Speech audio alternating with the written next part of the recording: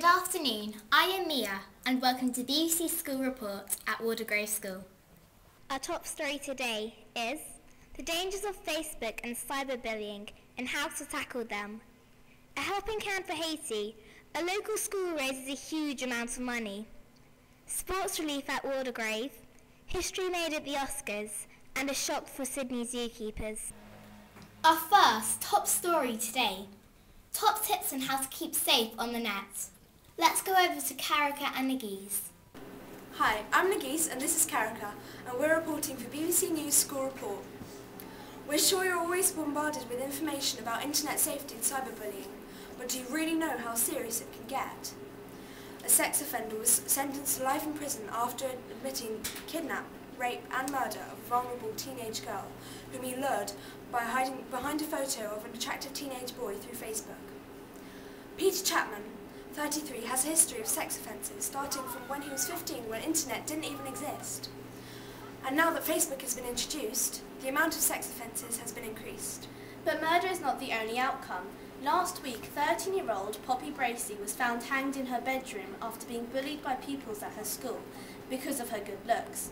Her mum, Aileen, when interviewed by Mirror, said, "Poppy told us about the number of phone calls she was getting on her mobile.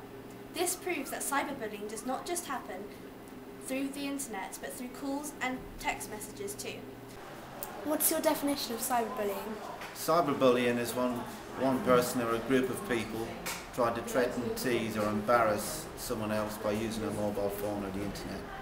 Cyberbullying is just as harmful as bullying in the real world and is commonly done by using email, social networking sites and mobile phones. Have you ever dealt with issues to do with cyberbullying? Yes, recently I dealt with an allegation of cyberbullying where a mother was concerned that her daughter was being abused on a Facebook page. I investigated it and I ended up tracking down a suspect and giving that suspect a warning. What are your top tips on how to tackle it? Never give out personal information when you're online, no matter who you think you're talking to.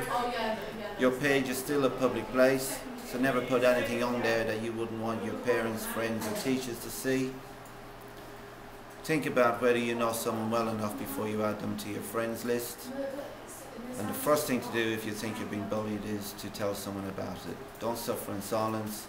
You can tell a friend, parent or teacher. Do you know any laws that help protect people against cyberbullying? Yes, the Malicious Communications Act 1988 and the Protection from Harassment Act 1997 protect people from cyberbullying.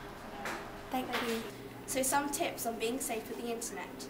Don't give out personal information to strangers. Keep your profile private. Don't add anyone you don't know.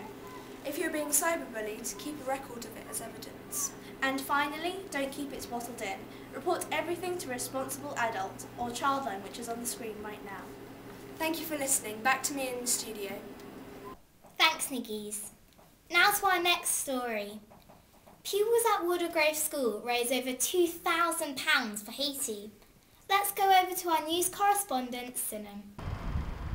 Thank you, Mia. Waldegrave has raised over £2,000 to go towards the Haiti earthquake. The school has achieved this total by motivation, determination, and a few chocolates. The main contributors are our Year 8 form who have raised over £500 through a chocolate raffle. Over 10 classes have helped with the £2,000 donation through raffles, tombolas and cake sales. We go over now to some of the students and staff who are involved to find out more. Why did you decide to use a chocolate raffle to raise money for Haiti? Well, mainly because most people love chocolate and it's very tempting when you see a massive box of chocolates. You just have to get it. So 20p for a box of chocolates is quite cheap. Very tempting as well. I was tempted. How did you supply all the chocolate for the raffle? Well, everybody in our form brought in a box or a few bars of chocolate and we put it all together and we had it all in a hamper.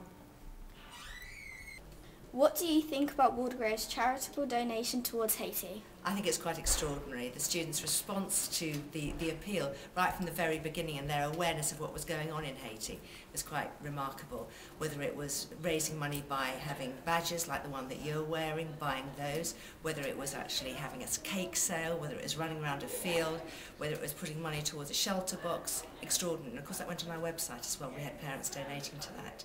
I was bowled over by the response and very impressed by the level of interest and understanding of the terrible situation that people were facing in Haiti.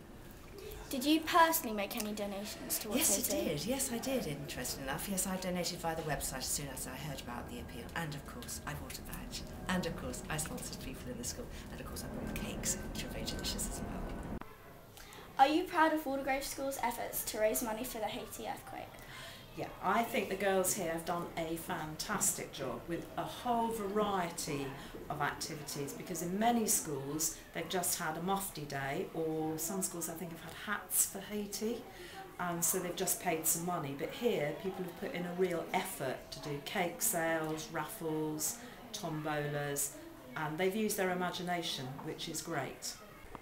Me and Sinem would like to congratulate all of the students of Waldegrave School for doing such an amazing job of raising so much money for the Haiti earthquake. Yeah, Charlotte, and we would like to remind you all to keep on raising money for the Haiti earthquake. Back to you, Mia.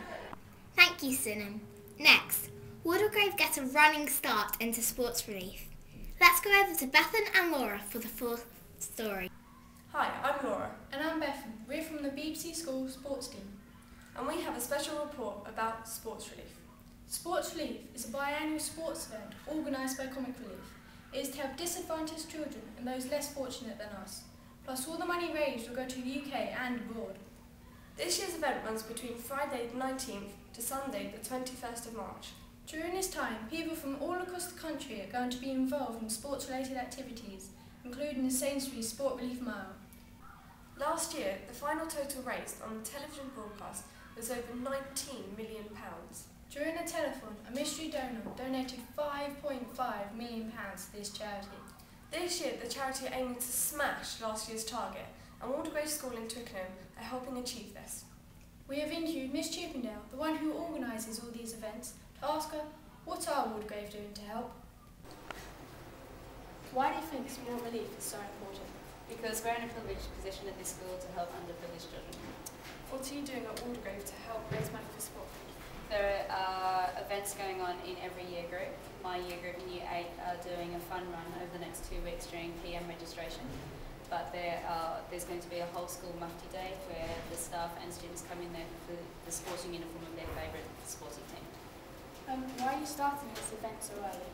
There's a lot of things going on at this school at this point in time of the year, so we're doing it for a month so that we can raise as much money and awareness as possible. Is this the first time Waldegrave have done something for sports relief? No, it's been an annual event. Probably the one most easily remembered is the sock relay, which happens with the PE department every year. How much are you hoping to raise? I believe over £1,200. Thank you. What are you doing for sports relief? I'm running a half marathon in the 21st, Sunday the 21st of this month, with head of Pankhurst House, Miss Lloyd, to raise money for sports relief and a couple of other charities related to the cause. How much are you hoping to raise? I haven't really thought about it. I'm just thinking I'll do a little bit and raise as much as we raise. Obviously, the more the better, but I don't really have a target. Are you going to do anything else for sports relief? Yes, in my infinite wisdom, I am getting my head shaved.